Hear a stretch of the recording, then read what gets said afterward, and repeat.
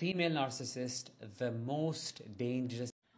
Sa mga kapatid natin na is panoorin yung sinasabi niya, panoorin niyo lang yung page niya. He's talking about female narcissists and in-stitch ko lang to kasi I want to share how dangerous female narcissists are. Ang dami na ako nakaharap na ganyan. Yung the most recent, meron akong isang border na parang sindikato yung galawan nila. Siya ay isa palang dating client ng DSWD na tumanda na lang na walang pinagkatandaan. Natuto ng mga litigation, ginamit ang female card, tapos meron siyang boyfriend o asawa niya na si Raulo, tapos yung kapatid ng si Raulo, para silang sindikato. Tapos yung mga takas sa mga NGOs na nangangalaga sa mga children in conflict with the law, kinakalinga nila. At yun yung parang kanilang army. So, pwede nilang gamitin yung mga yon sa kung ano mang gagawin nila. Magre-renta sila siguro ng bahay, hindi nila babayaran, tapos di sila alis doon. Pagkakakitaan siguro nila yung mga batang yon, gagawin nilang sex den, drug den, o kung ano pa mga illegal na gawain, no?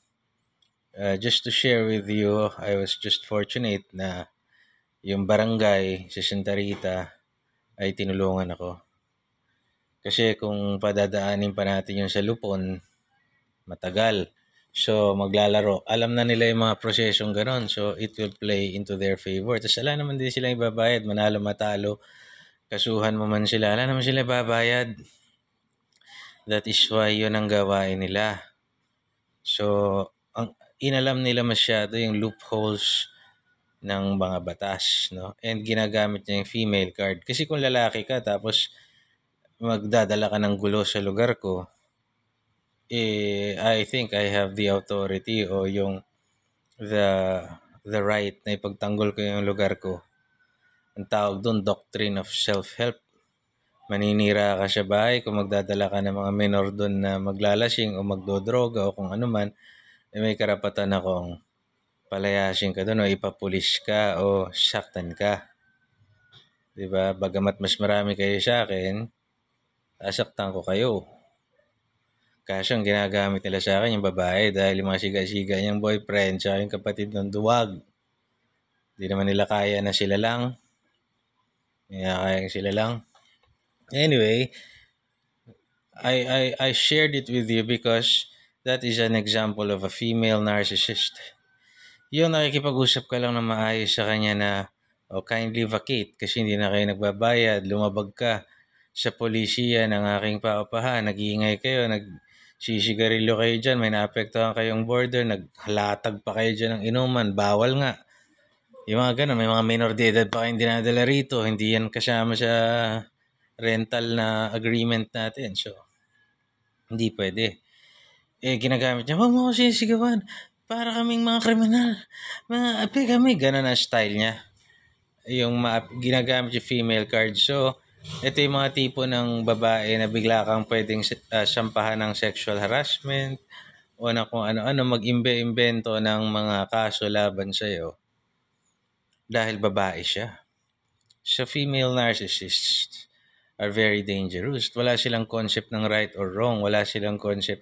Basta kung saan sila makikinabang, kung saan nila, hanggang saan nila magagamit yung kanilang pagiging babae ay yun. So yung mga lalaki, layuan nyo yung mga ganyang klaseng babae. Hayaan nyo sila mag-isa para wala silang magamit na tao. And pag narcissist kasi may supply yan eh. May emotional supply yan ng mga nilalait nila. Siya, nilalait niya rin yung mga lalaki. Yung lalaki niya, parang under niya.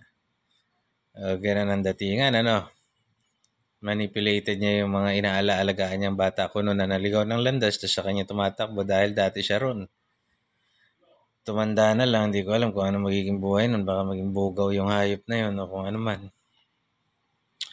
Ikalawang example na nakasagupa akong female narcissist ay sa trabaho. So may mga opisyal na may ayaw sa akin dati pero ayaw lang nila ako dahil hindi nila tansyado yung kapasidad ko. Pangalawa, hindi ako sunod-sunuran. Pangatlo, alam nila yung credential ko. So hindi naman tayo basta-basta apihin nila ng ganon. So, kung ayaw mo lang ako dahil ayaw mo, nasiga ka na ayaw mo, at maglilingwahe ka sa akin sa ganang pamamaraan, eh, mapipilitan akong kausapin ka sa paraan ng lalaki. So, yung mga opisyal na yun, they do not have the balls to talk to me regarding that. In fact, they are very kind kuno pagkakausapin ako pag nakaharap ako. Kasi pwede ko rin silang ireklamo sa mga proper agencies eh. Kung ibubuli lang nila ako, pagkakaisahan nila ako, or I can talk to you like a man. Ano, whatever trip mo ako, let's do it. So may mga official, may mga underlings pa sila na nagkikwento sa akin na krusonada ka ni ganito, na di maganda ang tabas ang dating mo sa kanya, mga ganun-ganon. So dahil hindi nila kayang sabihin sa akin yon, o hindi nila kayang kumprontahin ako ng lalaki sa lalaki, or professionally, kasi wala silang proper ground na ireklamo ako dahil wala akong ginagawang masama, ginawa nila ako. Ang pinakausap nila sa akin ng mga bagay na gusto nilang sabihin, hindi nila kayang sabihin babae. Siyempre yung babae, alam naman suntukin ko. Ang babae, pag kinasatan ka na nagdadaldal na yan ng unreasonable, hiniya ka sa harap ng maraming tao, pwede mo ba sungal-ngalin yan? Even without cause. Kung mananang ganun yung babae, siyempre hindi ko pwedeng saktan yan, babae yun eh. I was raised na never to touch women. Although sa isip ko gusto ko siyang suntukin, hiniya niya ako doon. Ano-ano. They took away my computer one time. May ipapagamit daw sa isang inuutusan niya. Then I said, okay. So wala akong gagawin. Wala akong table. So hindi ako kumibo. Hinayaan ko sila magtrabaho ron. And then sinabi niya, ang sakit ko raw sa mata dahil wala akong ginagawa.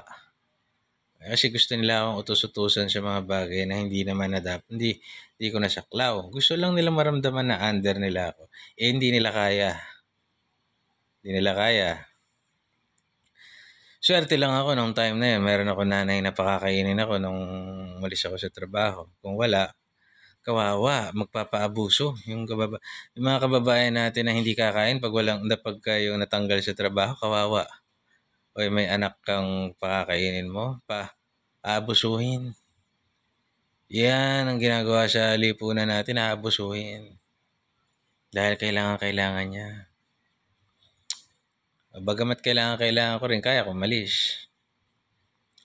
So, babae ang ginamit, no? Once again, hindi ko masuntok yung mukha nun, babae eh. Bagamat wala siyang proper ground, it doesn't look right na magreklamo ka bilang lalaki. Ireklamo mo pa siya. So, sabi ko mga duwag to mga bugok na ito, I'd rather resign. Diba? Kumbaga, ano yun eh, bagamat pwede siyang constructive dismissal sa batas, hayaan ko na. So, marami siguro din tayong kababayan na nagdaan sa ganito. Hanggang ngayon, meron akong ading na nagtatrabaho pa lang. Dami niya nakikita inaabuso sa work, especially mga bago. Gusto utos-utusan kaya di naman na nila trabaho for the sake na maabuso, no? Tapos, pag umalis ka naman kaagad, doon lugi ka pa kasi gumastos ka sa pag-apply doon sa trabahong yun. Both sa I'm talking about the government positions and